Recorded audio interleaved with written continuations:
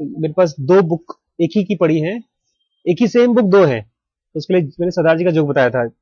एक बार एक सरदार जी जा रहे थे, ट्रेन से कहीं जा रहे थे, तो पहले गए ट्रेन का टिकट खरीदने लगे। तो उसने कहा लो 10 रुपए एक टिकट दो, तो उसने दिया। तो उसने कहा अच्छा एक और टिकट दे दो। तो एक और टिकट नहीं, बोलते सरदार जी दो लोग आप? पता नहीं अकेले हैं। बोलते फिर दो टिकट क्यों? बोलते अगर एक खो गया तो? बोलता बड़े बेवकूफ आदमी। बोलता अगर दूसरा खो गया तो? बोलता पास पास भी तो बनवा रखा है मैंने। एनीवेज, तो आज हम लोग पढ़ेंगे फंडामेंटल एट्रीब्यूशन एरर। कुछ है पता नहीं क्या है, देखते हैं। Fundamental attribution error. इसमें कह रहा है never ask a writer if the novel is autobiographical. कभी भी किसी राइटर से मत पूछिए कि जो उसने लिखा है क्या वो ऑटोबायोग्राफिकल है। ऑटोबायोग्राफिकल मतलब क्या उसने अपनी खुद की कहानी लिखी है। चलने दे।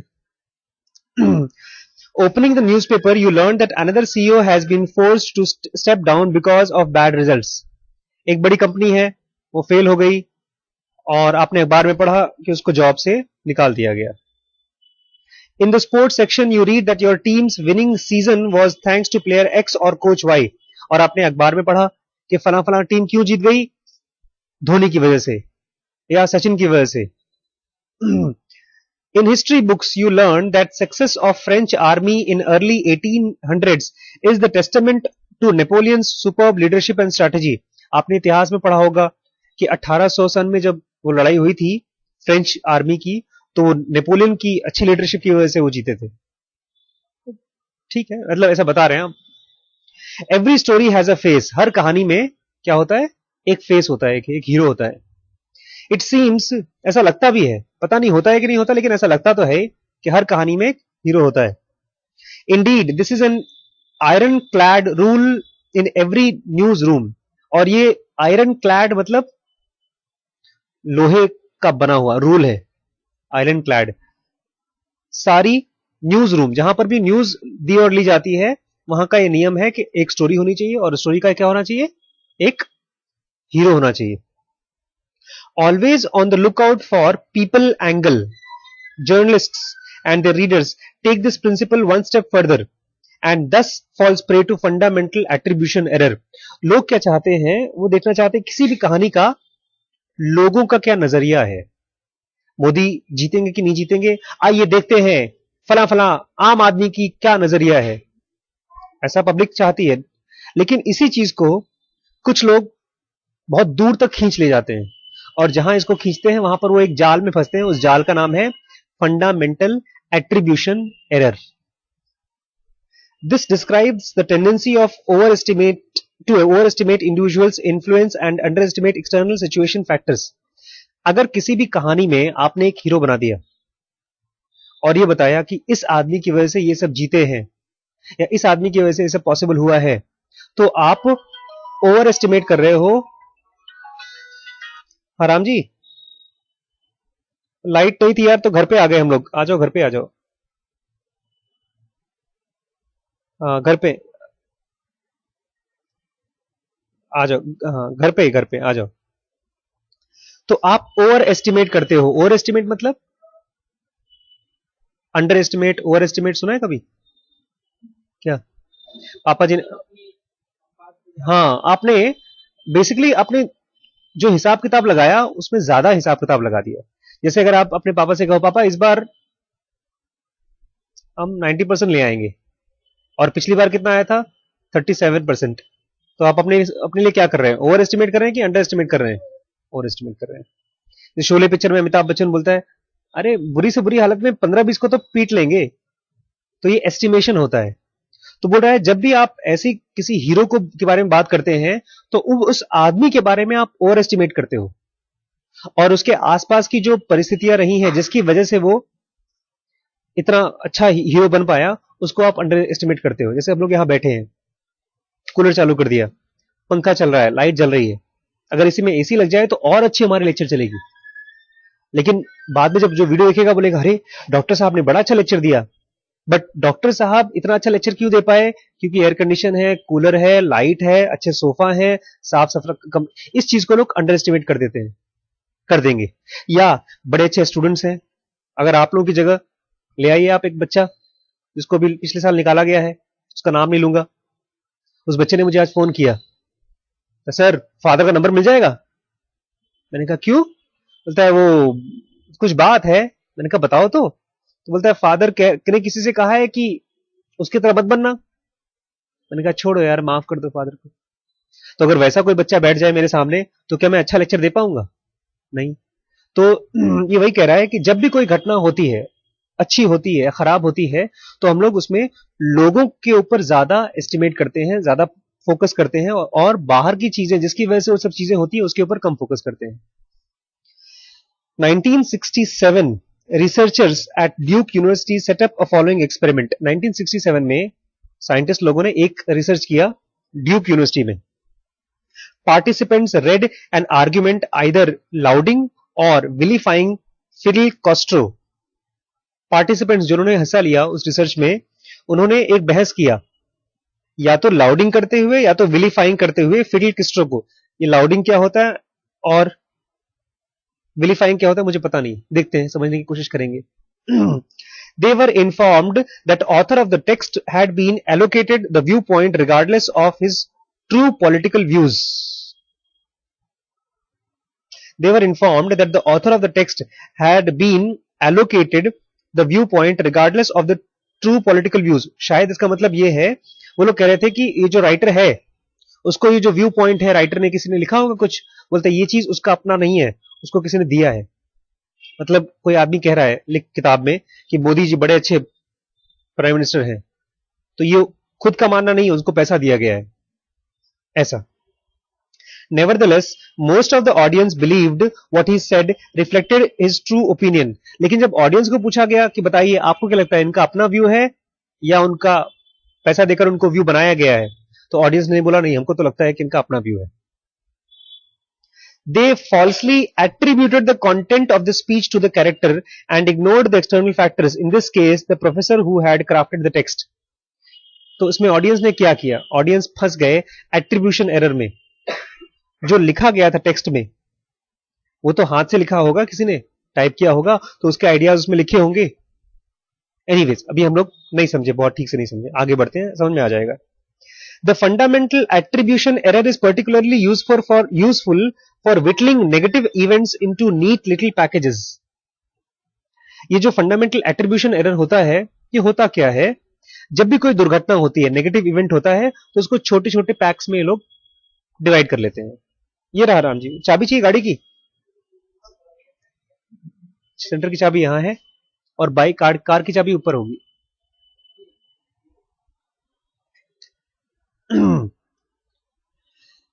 तो छोटे छोटे साफ सुथरे पैकेट में हम उसको पैक कर देते हैं जब भी कोई बेकार चीज होती है।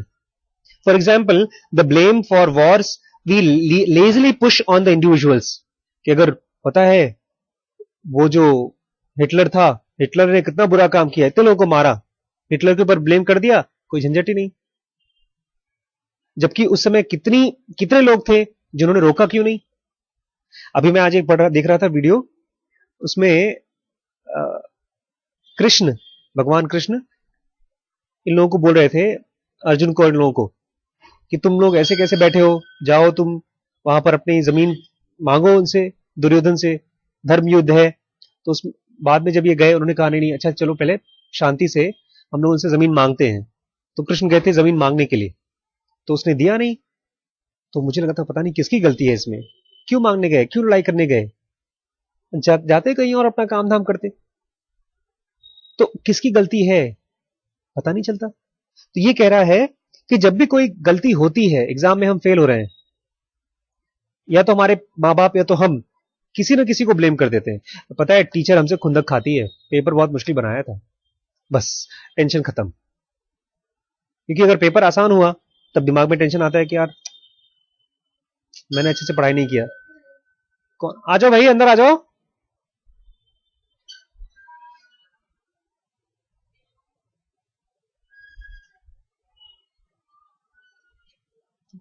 आ जाओ आ जाओ आ जाओ आ जाओ, अंदर ही है। उसको बुलाना श्रीश को। अच्छा, डांस क्लासेस चलेगी आपकी? 7:30 हो गए? हाँ यार, आइए आइए बैठिए।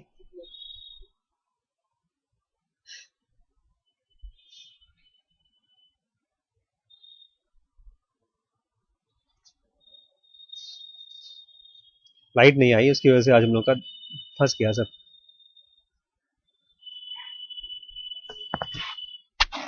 रिम्पी खटरा लो, बस बस बस बस, डर जाएंगे।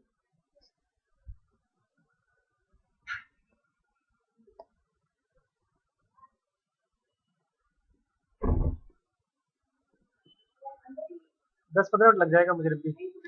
ठीक, हाँ। तो ये कह रहे हैं एट्रीब्यूशन एरर में होता क्या है। एट्रीब्यूशन का मतलब पता है क्या होता है। एट्रीब्यूशन मतलब किसी के ऊपर थोपना। तो अगर आप इसको हिंदी ट्रांसलेशन पूछिए मुझे, फंडामेंटल एट्रीब्यूशन एरर का मतलब क्या है, किसी के ऊपर किसी चीज को थोपना, जबकि बहुत क्लियर नहीं होता कि किसका वजह क्या है किसी भी चीज का। तो बोलता है for example we blame lazily on individual, लोगों के ऊपर हम ब्लेम कर देते हैं।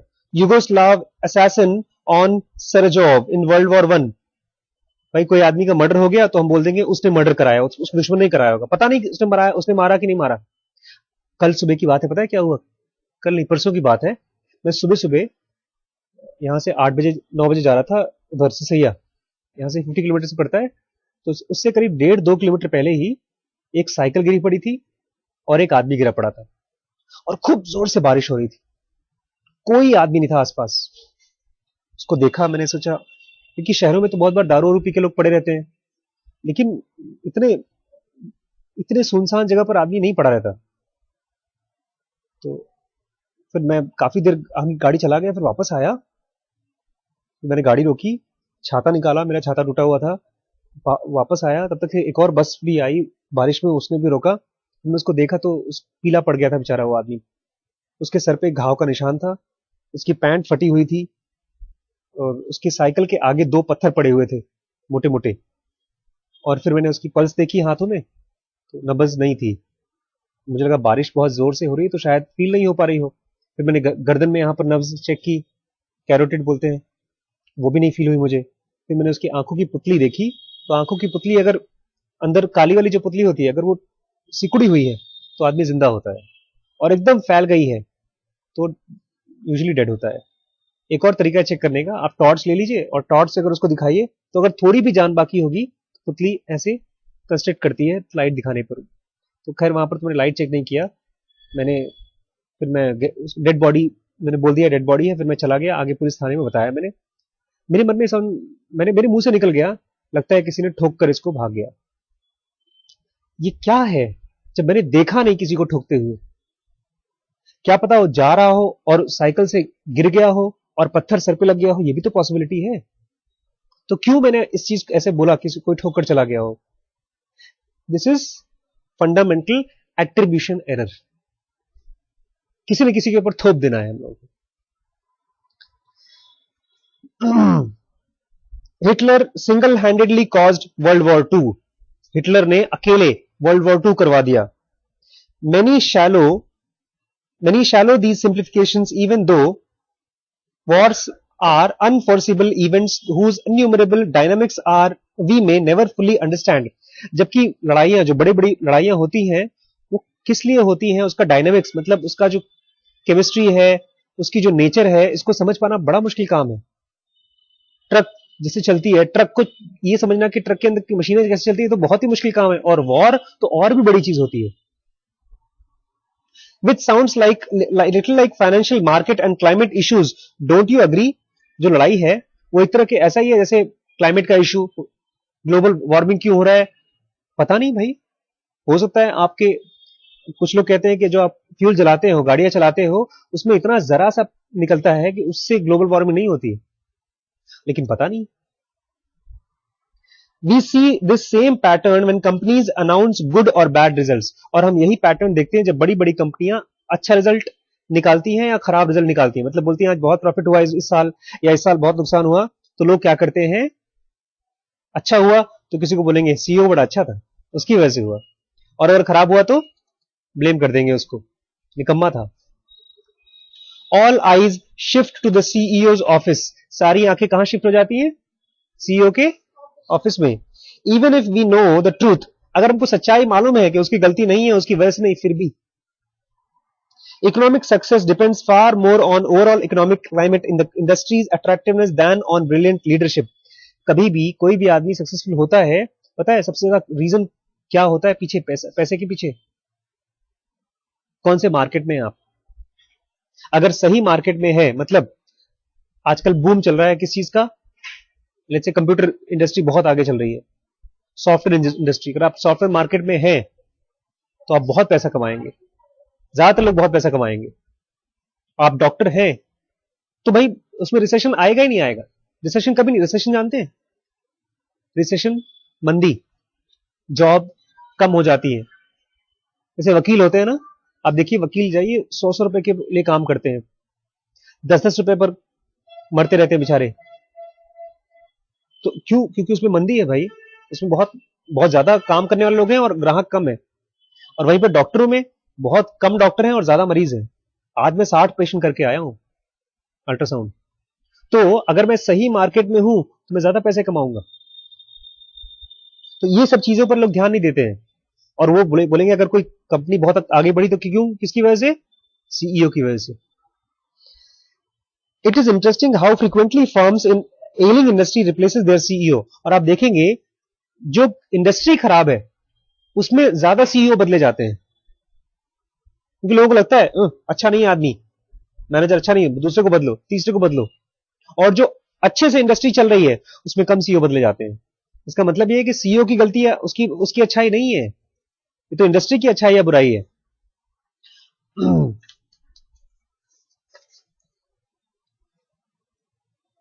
Such decisions are no more rational than what happens between football coaches and their clubs.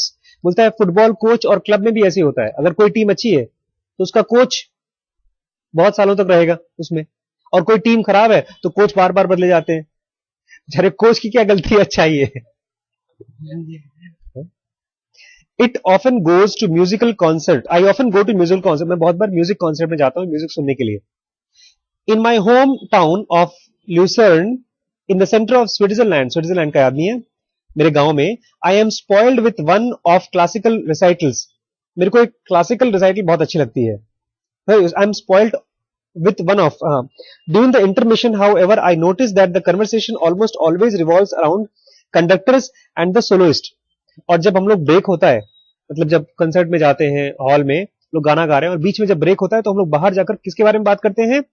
Sorry, conductors and soloist. कौन कंडक्ट कर रहा है या जो सोलो अकेले गा रहा है उसके बारे में हम लोग बात करते हैं। वाई? क्यों? The real miracle is music. और जबकि असली में तो म्यूजिक होता है, जो क्लासिकल म्यूजिक में म्यूजिक मेन होता है, पता है आपको? तो करते हैं, उसके पीछे इतना बजाना पड़ता है, बोलता है वो उसके बारे में कोई बात ही नहीं करता। लोग बात करते हैं देखो तानसेन ने कितना अच्छा गाना गाया, या पंडित भीमसेन जोशी ने कितना अच्छा गाना गाया। The real miracle is music after all, the composition, the creation of sound, moods and rhythm, where obviously only a blank sheet lays. तो वो तो पीछे हो जाता है और बाकी जो अकेला गा रहा है वो हीरो बन जाता है। In my career as a fiction writer, जब मैं लिखता हूं मेरे करियर में, I experience fundamental attribution error in this way. मेरे में क्या, कैसे एट्रीब्यूशन एरर मेरे में आता है? After reading which it in itself is that debatable undertaking, the first question always is, really always is, what part of your novel is autobiographical? मतलब जब भी कोई किताब लिखता है तो लोग ये पूछते हैं कि अच्छा इसमें से ये बताओ सच्ची कितनी बातें हैं, क्या तुमने सचमुच में एक्सपीरियंस किया है? I often feel like thundering, it's not about me damn it, it's about the book, the text, the language, the credibility of the story, but unfortunately my upbringing allows such outbursts only rarely. मैं अभी आपको थोड़ा सा दिखाऊंगा महाभारत का एक scene. उसमें गांधारी को जानते हैं आप? गांधारी को किसकी मां थी वो? गांधारी किसकी मम्मी थी? अंधी थी वो, दुर्योधन की मम्मी थी।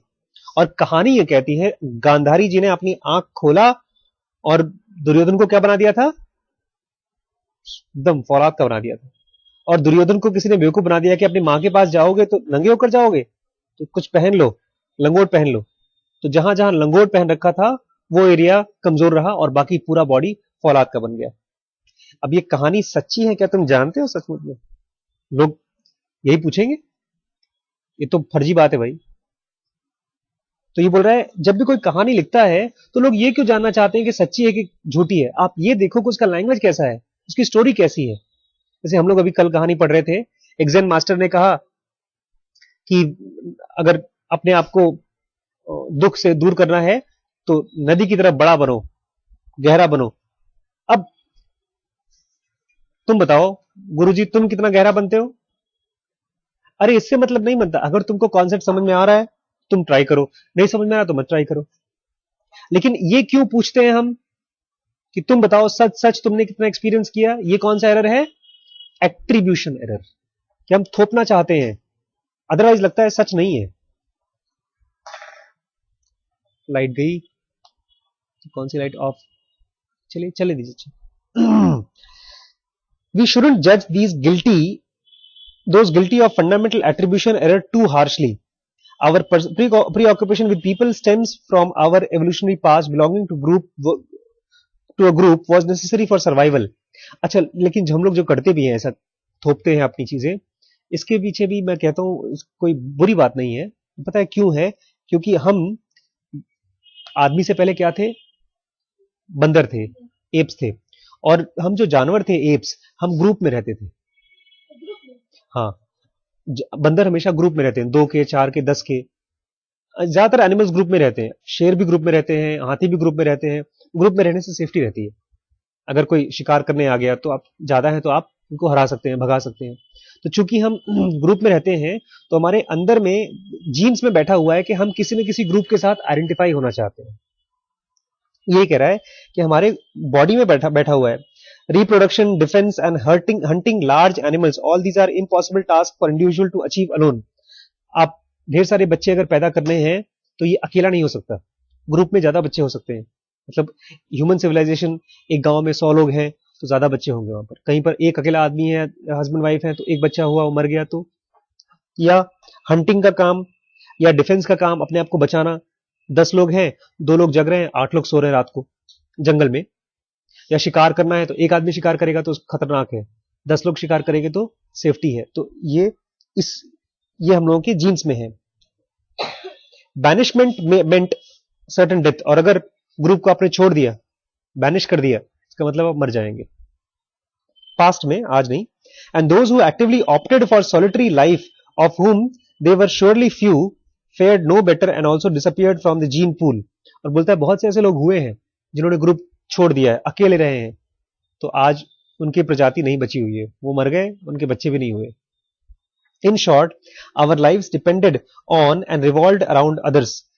तो सच छोटे में हमारा कहना चाहते हैं कि हमारी लाइफ जो थी आसपास के लोगों के ऊपर ही घूमती रहती थी।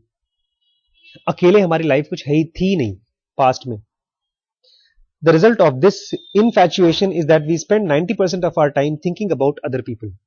इसी वजह से हम 24 घंटे खाली भी बैठे रहते हैं, दूसरों के बारे में सोचते रहते हैं, लोगों के बारे में सोचते रहते हैं।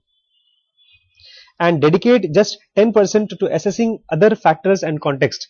और बहुत कम टाइम देते हैं दूसरे फैक्टर्स और कॉन्टेक्स्ट को के बारे में सोचने के लिए। क्लास में, अरे यार वो बच्चा बहुत तेज है, वो मैम बड़ी गंदी है, ये तो एट्रीब्यूशन एरर है। सच्चाई ये है कि क्या पता मैम का मूड खराब हो, क्या पता वो लकी रहा हो, उसने रात को वो चीज पढ़ लिया हो। तो अदर फैक्टर जो हम जिस पर हमारा जोर चलता है उसके बारे में हम सोचते ही नहीं है। और लास्ट में कंक्लूजन ये है, as much we are fascinated by the spectacle of life, people on stage are not perfect self-governed individuals, instead they tumble from situation to situation। हम लोग को लगेगा कि आदमी तो परफेक्ट आदमी होता है, सर को देखो, सर कितने अच्छे हैं ना। हर बंदा एक मुश्किल से जूझता है, उससे निकलता है, फिर दूसरी मुश्किल में जूझता है, फिर निकलता है, फिर तीसरी मुश्किल में जूझता है। ऐसा नहीं है कोई हीरो की तरह, फिल्मी हीरो की तरह कि आया और 10 गुंडों को मार के फिर आगे बढ़ गया। इवन जो फिल्मों में 10 गुंडे मारता है वो रियल लाइफ में एक अपनी वाइफ से भी नहीं जीत पाता है। लड़ाई तो छोड़ो, वो अपनी एक फिल्म को भी हिट नहीं बना सकता बिना पब्लिक के, बिना 10 बाहर की कंडीशन के बिना। तो बोलता है, pay close attention to the dance of influence on which the actors are subjected. इसलिए अगर आप सक्सेसफुल होना चाहते हैं तो उन चीजों पर ध्यान दीजिए जो लोग नहीं है। पढ़ाई देख रहे हैं तो आप इस पर ध्यान दीजिए कि मैम पर ध्यान ही मत दीजिए, फ्रेंड्स पर ध्यान ही मत दीजिए। दूसरे फैक्टर्स जैसे हम लोग डिस्कस कर रहे थे कि जो वीडियोस, मैथ्स की वीडियोस हैं, पिछले 4-5 महीने हो गए, 4-5 महीनों में हम लोग ने इतनी सोने की खान की तरह मिल के आया है खान एकेडमी। मतलब मैथ्स की वीडियोस है हम लोग के पास, उसमें अगर आपको बेसिक इंग्लिश थोड़ी बहुत भी आती हो और उन वीडियोस को बार बार देखते रहे तो आप देखेंगे जो बेस्ट टीचर हैं यहाँ लखीमपुर के, किसी भी स्कूल के बेस्ट टीचर से वो अच्छा लेक्चर है। और एक टॉपिक नहीं, मैथ्स का हर टॉपिक उसमें, इजी से इजी, मुश्किल से मुश्किल। सर इससे क्या फायदा? इससे फायदा ये है कि मान लो मैं 10th में घुसा, कोई मुश्किल टॉपिक है 10th का मैथ्स का, ट्रिग्नोमेट्री। अब ट्रिग्नोमेट्री बहुत बेकार है अगर आपको ज्योमेट्री अच्छे से नहीं आती। पाइथागोरस थ्योरम क्या है, क्यों होता है, ये चीज अगर आप 9th के क्लास में जाकर के अपने टीचर को बोलो सर मुझे पढ़ा दीजिए, पढ़ाएंगे? नहीं पढ़ाएंगे, चिढ़ेंगे। लेकिन यहां पर पढ़ सकते हैं आप। 9th का वीडियो लीजिए, डालिए, देखिए, 1 बार, 2 बार, 4 बार, 10 बार, 15 बार, 2-2, 3-3 मिनट की वीडियोस है, मैं भी दिखाऊंगा आपको बस। और नहीं भी समझ में आ रहा है तो रट जाता है आपको। तो ये चीज लोग इसमें कहीं है ही नहीं। आप यहां पर ये भी नहीं बोल सकते कि सलमान खान जिसने वो वीडियो बनाया है, वो बंदा सलमान खान है, MIT का ग्रेजुएट इंजीनियर, वो है ही नहीं यहाँ पे, उसने वीडियो बना के छोड़ दिया। मैं जो वीडियो बना रहा हूं अब, ये वीडियो मुझसे अलग हो जाएगा। आप ये भी नहीं कह पाएंगे आज से 10 साल बाद कि मैं तो बूढ़ा हो जाऊंगा, मेरे बाल पक जाएंगे, हो सकता है मेरी मेमोरी लॉस हो जाए, लेकिन वो वीडियो रह जाएगा। तो that will be something outside factor. तो जब भी आप लाइफ में आगे बढ़ना चाहते हैं, डोंट सर्च फॉर रीजन, इसकी वजह से होऊंगा मैं, ये मुझे सहारा देगा तो, मैं डॉन बॉस्को में एडमिशन लूंगा तो, यूपी बोर्ड में फर्स्ट आ गया तो, 90% आ गया तो, ऐसे बहुत से फैक्टर्स हैं जो हमको समझ में नहीं आता, उस पर अगर ध्यान देंगे तो आप बढ़ जाएंगे। जैसे मैंने देख रहे हैं आप पीछे क्या एक व्हाइट बोर्ड लगा रखा है, ये मैंने इसलिए लगा रखा है ताकि मुझे टाइम टाइम पर आते जाते आंख में घुस जाए तो मैं उसको याद आ जाए। और रूम के बीचों बीच मैंने ये पता है बुक्स क्यों रखे हैं, ताकि बार बार मेरी नजर जाए, एक बार उठा करके पढ़ ही लें। आपके प्लेट सामने अगर टेबल पे ढेर सारी मूंगफली रखी है तो आते जाते खाते रहेंगे आप। अब यहां पर कोई बोलेगा सर आपने इतनी सारी किताबें पढ़ ली, अरे बैठे हैं कुछ करने को नहीं है, पढ़ ही रहे। मैंने एक और काम किया अपने घर में, टीवी को मैंने केबल टीवी लगाया नहीं, that is outside factor. Indirectly मेरे पास ढेर सारा टाइम आ गया। और इन्हीं किसी किताब में से मैंने पढ़ा कि आप न्यूज में क्या पढ़ते हैं, बार बार वही खबर पढ़ते हैं, मैंने न्यूज़पेपर बंद कर दिया। अचानक उससे भी 15-20 मिनट मेरे पास एक्स्ट्रा बढ़ गए। जब एक्स्ट्रा बढ़ गए तो करते क्या है, जो है वही करते हैं, बुक्स पढ़ी है बुक्स को पढ़ते रहते हैं। तो जब आप अपने जो दिमाग में रीजन आ रहे हैं, इस रीजन से मैं फेल हो रहा हूं या शायद इस रीजन से मैं पास हो जाऊंगा, वो रीजन हटा दीजिए, बाकी रीजन खोजिए, तो आप देखेंगे अचानक से आप बढ़ते जा रहे हैं। से बहुत सी छोटी छोटी चीजें हम लोगों ने की हैं और मैं सोच भी रहा हूं आगे करने के लिए। अब जैसे फेसबुक है, वो करता क्या है, वो आपके आपको पता भी नहीं चलता कि आप कब उसको बटन दबाते हैं। आप नीचे जाते जा रहे हैं टाइम लाइन में, हम लोग बहुत बार वही चीज 10 बार देख लेते हैं। टीवी में आएगा तो बोर हो जाएंगे, लेकिन जब अपनी उंगलियों से नीचे करते रहते हैं तो इंटरेस्टिंग लगता है। That is outside factor. कैसे आउटसाइड फैक्टर है? उसमें वो ये नहीं सोच रहा है कि, थोड़ा एक्सप्लेन करना मुश्किल है मेरे लिए, फेसबुक को छोड़ दीजिए, बट एट्रीब्यूशन एरर समझ में आ गया कि किसी भी चीज को ब्लेम नहीं करना है और साथ ही साथ किसी भी चीज को ये नहीं कहना है कि इसी की वजह से ये सक्सेसफुल हुआ क्यों पता नहीं, बहुत सी चीजें हैं यार। किसी का एक्सीडेंट क्यों हुआ पता नहीं, हो सकता है बाइक खराब हो गई हो सकता है अंधेरा हो गया हो सकता है उसको चक्कर आ गया हो। और कोई वर्ल्ड कप क्यों जीता पता नहीं, किस्मत की बात है। क्योंकि सच पूछिए तो पता है आपको नहीं मालूम होगा शायद, एक बार श्रीलंका वर्ल्ड कप जीती थी आज से करीब 10-12-15 साल पहले, 15 साल पहले शायद। और जैस उस समय तक श्रीलंका को कोई जानता भी नहीं था। जयसूर्या नाम का एक वो था, जयसूर्या प्लेयर था, उसने एक ही मैच उसने रिकॉर्ड तोड़ दिया सेंचुरी का। सबसे कम बॉल में उसने सेंचुरी मारी थी और कोई जानता नहीं था। तो मैंने सुना, मेरे दोस्त लोग क्या बोलते थे पता है, ब्लैक मैजिक करवाया इन लोगों ने। हाँ, सचमुच में ऐसे बोलते थे। और वो वर्ल्ड कप भी जीत गई। अब मैं इसको देखूं तो मैं क्या बोलूंगा, पता नहीं बॉस, कोई भी जीत सकता था, वो जीत गई।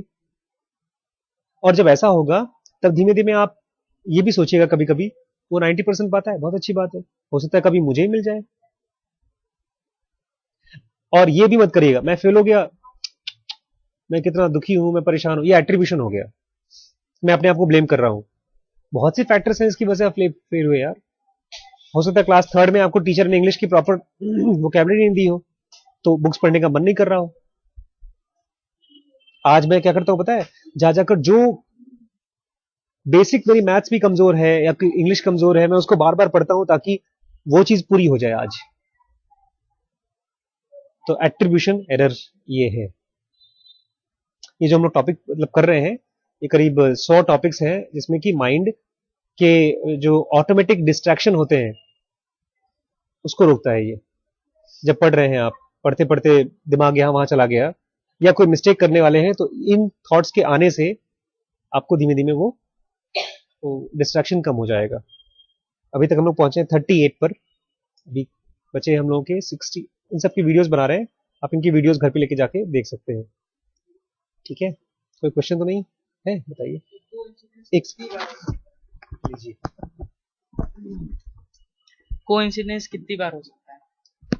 भाई वाह, कोइंसिडेंस कितनी बार, कोइंसिडेंस समझते हैं सब लोग, क्या होता है? तुक्का।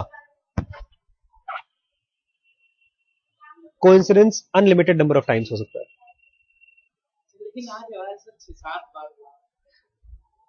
हम लोग और किसी स्पेशल चीज में नहीं, वर्ड्स जैसे एक टीचर आई, उन्होंने मतलब बताया कि इस क्लास में ए एंड ओ बच्चे नहीं लिख पाते, तो हमने उसको 5000 टाइम किया। उसी के अगले पीरियड में दूसरी मैम आती है, वो भी ए एंड ओ बोलती है। अब हमने मतलब वो कल मैम ने बायो पढ़ाई, उसने एंटागोनिस्टिक बताया, आज हमने एक बुक खोली, उसमें भी एंटागोनिस्टिक लिखा हुआ। टीवी में बोलता सिमिलर, तुरंत हम बुक खोलते हैं तो उसमें लिखा सिमिलर।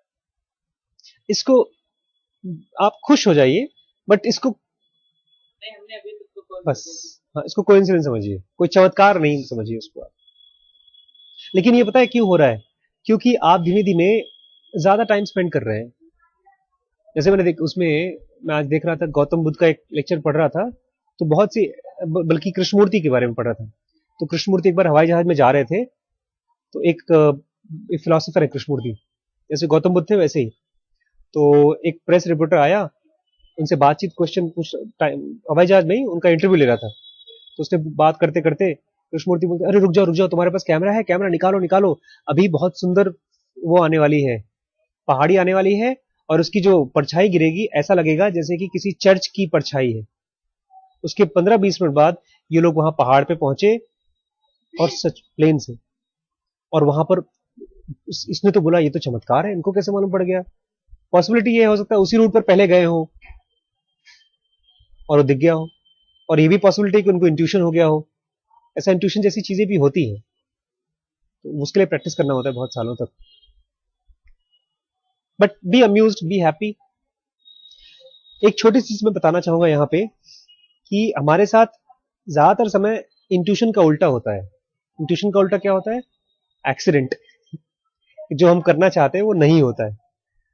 वो इसलिए होता है क्योंकि हमारी बॉडी ट्यून में नहीं है। जैसे रेडियो होता है ना, अगर ट्यून में नहीं होता तो आवाज कैसी आती है? तो हमारी बॉडी 24 घंटे ऐसे ही है। जब जिनोगा प्रॉपर्ली हम करना शुरू कर देंगे, जिनोगा में 3-4 चीजें हैं, खाने पे काम करना है, सांस पे काम करना है, और नींद पे काम करना है, और एक थोड़ा सा अपनी एस सेंटर की ड्राइव, सेक्स की ड्राइव जो होती है, उस पर काम करना है। अगर इन तीनों चारों पर काम किया तो आपकी बॉडी और माइंड ट्यून पर हो जाते हैं। उसके बाद आप किसी भी चीज पर दिमाग लगाते हैं, यू बिकम फोकस्ड ऑटोमेटिकली। जैसे रेडियो रिसीव करता है वैसे ही। अब रेडियो बोलता होगा, अरे कोइंसिडेंस है यार, मैंने एंटीना चलाया और गाने आ रहे हैं, मैं गाना गा रहा हूं। गाने की वेवलेंथ है, रिसीव कर रहा है। तो बेसिकली हम आप रिसीव कर रहे हैं। तो जब बॉडी ट्यून में आएगी तो धीमे धीमे रिसीविंग बढ़ जाती है। फिर सेक्शन 2 भी खुलता है, फिर आप 24 आवर्स रिसीविंग में होते हैं, फिर तो आप पास्ट लाइफ भी रिसीव कर सकते हैं। ठीक। अच्छा, हो सकता है मैं कल परसों नरसों परसों 4 दिन के लिए मैं छुट्टी पे जाऊं, लेकिन मैं बता दूंगा आपको।